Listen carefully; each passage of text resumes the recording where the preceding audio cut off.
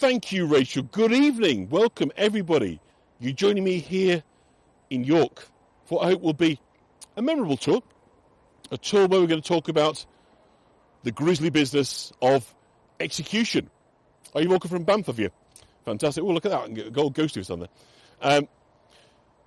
So just before we start, is there anybody that is on their first tour of Hago that needs a kind of orientation with the platform, or can we assume that everybody kind of knows how to take postcards, how to give me a follow, and you can just sit back and listen to the stories and enjoy it? So do quickly put your hand up if you are new to this. We'll give you a quick welcome and make sure you know exactly how this works. Otherwise, I'm just going to invite you to sit back and listen to the stories and hopefully some good memories. So if you've been on this tour before, but just once before, there are some new stories and some old, so about 50-50. So there's definitely some new stuff on here for you. So if I'm assuming everybody is on board, everybody's confident, then without further ado, talking about executions, let us start here at the gates of the castle. Quite literally the historic symbol of authority. Of course, royal displeasure, because castles have dungeons and all manner of nasty things. So the beginnings of justice, jails, prisons, really come from castles. This is York's castle. But most of the stories we're going to talk about tonight are from a bit later, and they relate to the buildings coming into view down here. I'm going to walk down the stairs now up from Clifford's Tower as we kind of come behind us. And I want to start talking about the building here on the right-hand side. So the light white lit building rather than the central one. So this is York Crown Court. Until 1971, it was known as the York County Assizes. And it was a scene here where, for many, the end of their trial concluded with the judge pausing to don black gloves and have a black cap placed on his head. So I've got an image for you here. And this is really a remarkable image. It's the only one that exists, to our knowledge. Because maybe for North Americans, it might be normal to see people getting sentenced in court. But in Britain, it's not. Cameras and filming is absolutely explicitly forbidden. So this remarkable photograph of Judge Horace Avery here from 1922 is the only photograph ever captured inside a British courtroom where the death sentence was about to be passed.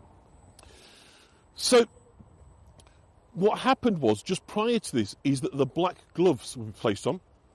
So the black gloves were the opposite of the white gloves, which typically was worn by the judges to the assize court hearings. So it's to typify that a death sentence was being passed, from white to black, and then a black cap was placed on top of the wig of the judge. Now, thank you, Linda. Now, the wording changed over time. But at the time that this building was built, what the judge would have said to the unfortunate was, "The law is thou shalt return to the place whence thou camest, and from thence to a place of execution, where thou shalt hang by the neck till the body be dead, dead, dead. And the Lord have mercy upon thy soul." And that sentence was to come a terrible shock to the story, the convict in our first story tonight, because it began with a drunken prank. A bunch of workmates in Sheffield, and all were employed as button makers.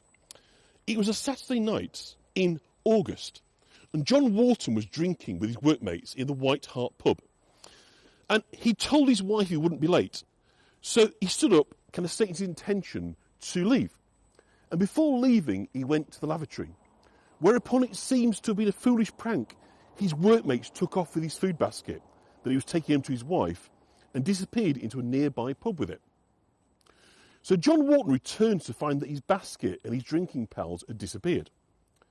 Now his workmates, apparently in good humour from their prank, now asked the landlady of the pub to cook some mutton in the basket, and it was to be a costly decision. On his way home, John Wharton encountered Constable Eyre, to whom he reported the theft.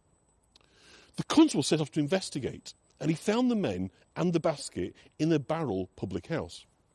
Now at this time, constables had no powers of arrest, so Eyre had to seek out the magistrate to issue a warrant. And it seems much really to Eyre's discredit that, knowing the seriousness of the potential outcome, he didn't seek to deal with this drunken prank himself. Instead, he returned with the warrants for the arrests of the four men. And before the magistrates, evidence was taken about what the men had done and why.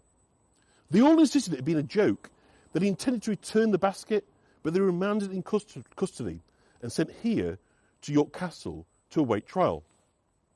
The trial took place in the courtroom in March 1790. Mr. Justice Buller heard an itemised list of the contents of the basket: a shoulder of mutton, a pound of tobacco, half a stone of soap, a quantity of butter, and 4pence in cash.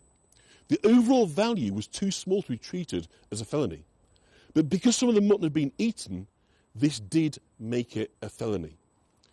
Now, one of the parties was discharged as he was merely a bystander, but his 3 workmates were found guilty of the felony and sentenced to death. As news spread of the sentence, John Wharton and his wife were forced to flee their home, fearing for their lives. And it was widely expected that clemency would be offered, the sentence would be commuted, not surprisingly perhaps. Indeed, a petition was presented to King George III by a group of representatives from Sheffield. So they travelled down from Sheffield to London. And the king listened and granted the reprieve.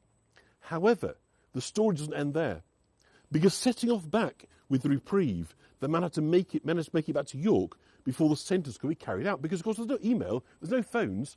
The only way to inform the authorities was to put the piece of paper in their hand. Now, the only route back north was the Great North Road. And to their extreme frustration, when they approached Lincoln, some 80 miles south of York, the road was completely flooded. Their carriage couldn't pass. So by now, desperate to get word, a horseman messenger was sent cross-country, but the extra time it took meant he arrived too late.